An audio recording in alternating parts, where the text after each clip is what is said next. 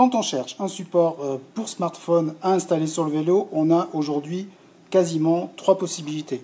On a des produits qui se scratchent, un peu comme ce support, on va dire, d'entrée de gamme, qu'on retrouve sur n'importe quel site de vente à distance. C'est assez souple. On ne peut pas dire que ce soit très qualitatif, mais en tout cas, ça fait le job.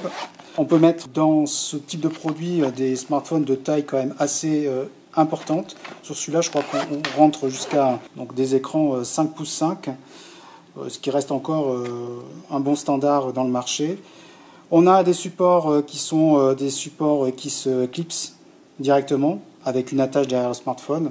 Et on a d'autres pochettes qui sont des pochettes qui dérivent d'accessoires qui existaient déjà dans le passé, que l'on fixait directement sur le cadre du vélo ou sur le guidon, et qui permettent de stocker des accessoires, des outils pour la réparation du vélo.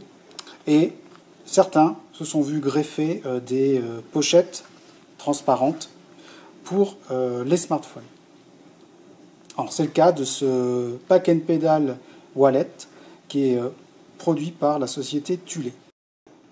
Alors ce qu'on attend de ce genre d'appareil, c'est outre le fait d'afficher le contenu de l'écran, on va le mettre, c'est aussi de garder le smartphone totalement fonctionnel.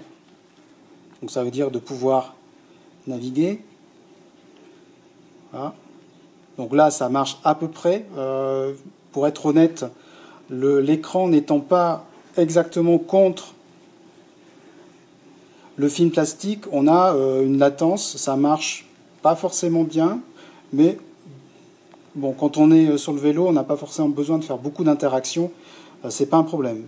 L'élément qui moi m'a énormément gêné, c'est que là on est sur un smartphone qui arrive à la taille maximum, soit, mais par exemple, le bouton Home, il ne fonctionne pas du tout.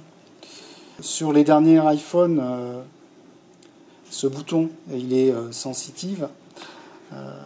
Ce qui veut dire que, comme la zone d'affichage, elle est un petit peu limite, sur un appareil comme ça de 4 pouces 7, on a une fonctionnalité qui n'est pas rendue et qui rend du coup la pochette vraiment pas utilisable, et je dirais même plus inutile si on veut s'en servir comme support de smartphone. Alors du coup, quel avis peut-on rendre sur ce produit ? Ce qui est intéressant, c'est le support qui permet d'accueillir différentes pochettes ou sacs ou même accessoires, ce qui la rend quand même, je ne vais pas dire universelle, mais en tout cas polyvalent si on achète différents produits de la marque Thule. Bon, ça, on retrouve le problématique chez beaucoup de fabricants, même s'il y a quand même un certain nombre de normalisations qui sont faites et de permettre à des produits de différentes marques de s'installer sur des supports qui sont communs.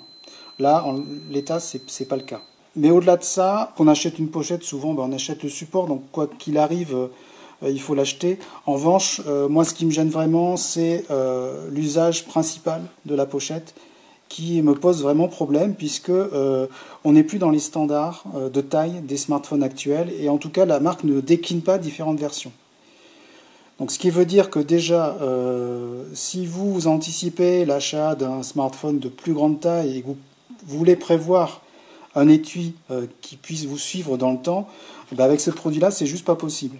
On se retrouve finalement à avoir un smartphone qui est plus adapté à des écrans de 4 pouces, qui aujourd'hui ne sont quasiment plus fabriqués. Il me semble que les plus petits, c'est les 4 pouces 2 qu'on retrouve dans certaines marques. Aujourd'hui, avec un smartphone 5 pouces, voire 6 pouces, votre produit ne vous servira strictement à rien. Donc c'est vraiment un point que je trouve particulièrement négatif. Et c'est dommage parce que, comme je vous l'ai dit, la construction est vraiment très très bonne.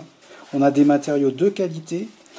À méditer donc en fonction de l'usage que vous souhaitez faire. Si par hasard vous avez un petit GPS, et dans ce cas-là, il peut très bien être adapté, et dans ce cas-là, cette pochette peut convenir parfaitement à l'usage que vous souhaitez faire.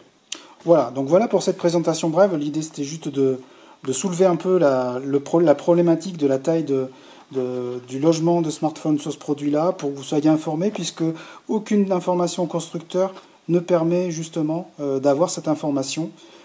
Sur la fiche technique de Thulé, il n'est pas précisé de taille maximum de smartphone, et sur le site de e-commerce où j'ai acheté ce produit-là, c'était exactement la même chose.